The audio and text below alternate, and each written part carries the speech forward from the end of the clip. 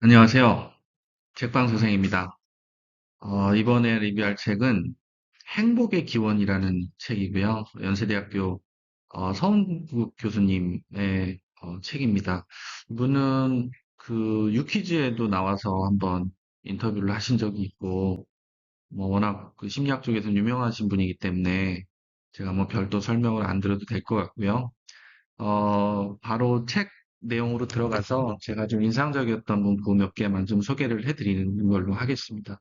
그래서 총 9장으로 구성이 돼 있고, 1장부터 행복은 생각인가, 그다음에 2장은 인간은 100% 동물이다, 그다음에 3장은 다윈과 아리스토텔레스, 그리고 행복. 이렇게 이제 행복에 대한 부분을, 어, 정의하기 위해서, 앞에 이제 그 교수님이 생각하신 내용들을 이제 쭉 정리하면서 결론으로 가지는 구조를 가지고 있습니다. 저는 그 중에 좀 제가 상당히 인상적이었던 부분 몇 가지만 좀 소개를 해드리고 논리적으로 최대한 구성을 할 수 있으면 해보려고 했는데 그 첫 번째 문구는 바로 이것입니다. 왜 인간은 행복을 느끼는가? 저는 이 책을 처음 읽고서 되게 신선했어요. 인간이 왜 행복을 느끼는가? 행복을 느껴야 되는 이유가 있나? 행복은 그냥 행복해야 하는 거 아닌가? 내가 태어났으니까 행복하게 살아야지. 그게 어떻게 보면 절대적인 선 같은 거 아닌가? 근데 이 책에서는 인간이 왜 행복을 느껴야 하는지에 대해서 질문을 하고 있습니다. 그래서 한 번 읽고 너무 신선한데 좀 정확히 와닿지가 않아서 제가 바로 두 번 다시 책을 읽었던 기억이 있는데, 이 교수님 말에 따르면 인간이 행복을 느끼는 이유는 이제 크게 두 가지로 나눌 수 있는데, 첫 번째로는 아까 말씀드렸던 대로 이제 기존에 우리가 갖고 있었던 행복은 삶의 궁극적인 그냥 목적인 것이죠.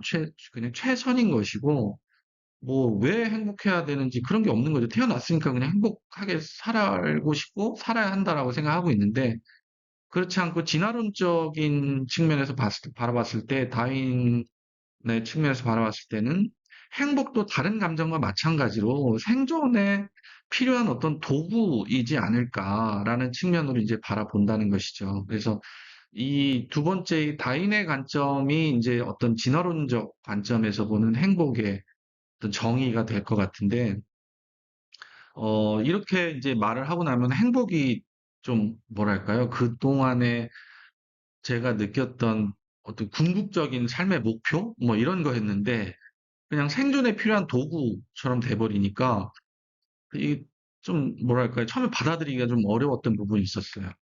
그래서 그냥 간략하게 말씀드리면, 인간이 생존에 필요한 행동을 하도록 만드는 것은 행복감이라는 것이죠. 그러니까 행복을 느껴야 내가 생존에 필요한 행동을 하려면 뭔가 유인물이 있어야 되는데 그게 이 심리적으로 만족감을 느끼는 쾌감을 느끼는 이 행복감 같은 거라는 것이죠.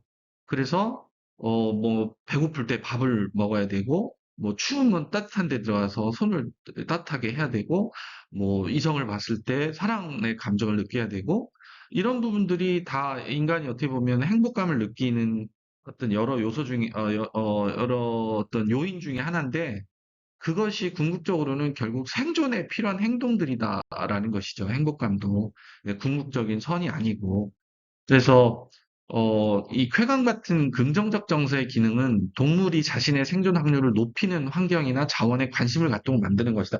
결국 또 같은 말인데 어, 이 내가 행복감을 느낌으로 인해서 그거를 자주 반복하게 되고 그래서 그것이 내 생존 확률을 높이는 부분이 된다는 거죠. 이게 인간도 결국 동물의 하나이기 때문에 결국은 생존을 위해서 인간이 행복감을 어, 느끼게 설계가 돼 있다. 이런 건데 제가 지금 정리한 것은 아주 간략하게만 말씀드린 거기 때문에 전체적인 맥락을 보시려면 책을 한번 자세히 좀 읽어보시길 추천드리고요. 왜냐하면 워낙 그 안에 내용이 많이 들어있습니다. 저는 어떻게 보면 큰 줄기만 지금 설명드리려고 이렇게 정리를 했던 것인데 그래서 인간은 행복해지기 위해 태어난 것이 아니라 생존을 위해 만들어진 동물이기 때문에 생존이 우선이라는 것이죠.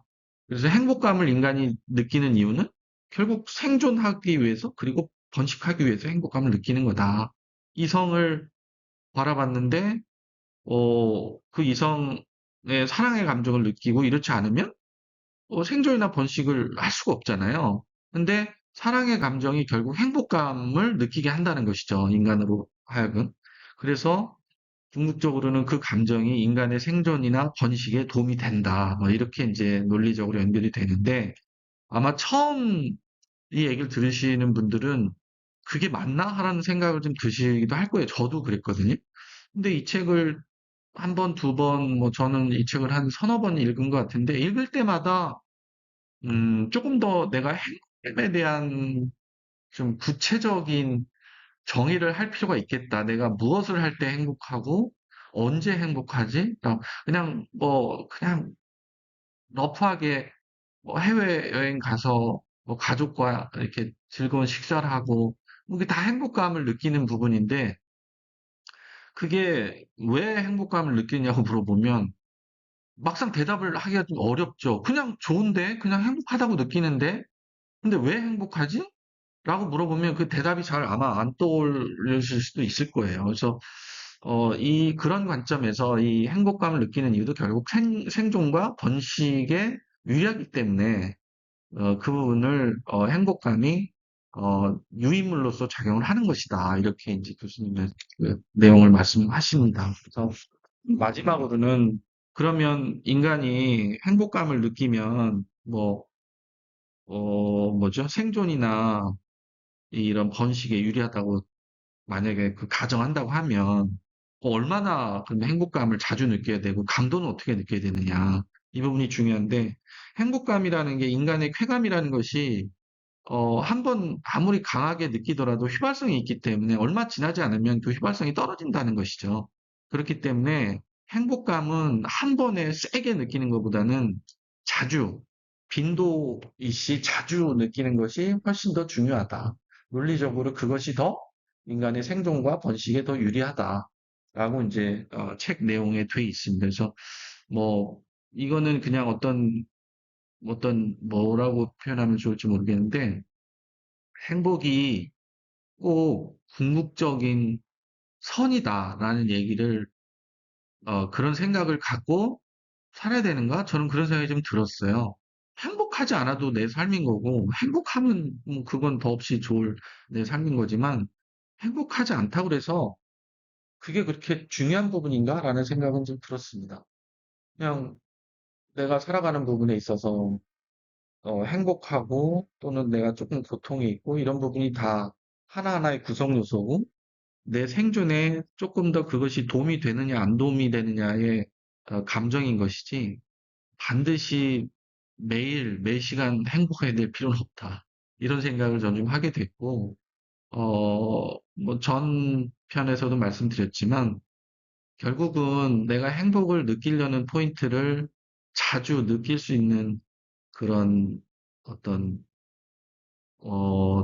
뭐랄까요? 나만의 어떤 기준을 만들어 놓는 것이 저는 매우 중요하다고 생각합니다. 그래서 내가 뭘 할 때 정말 행복함을 느끼지? 이런 부분을 자기가 수시로 행동을 하거나 어떤 일을 하거나 뭐 어떤 생활을 하든지 간에 그런 부분을 이렇게 좀 자주 체크를 해보고 아, 내가 이런 일을 할 때 행복감을 느끼는구나 이런 걸 이렇게 되돌아볼 수 있는 부분이 있다면 훨씬 더 이 살아가는 데 있어서 좀 도움이 되지 않을까 그런 생각을 좀 해봤습니다. 감사합니다.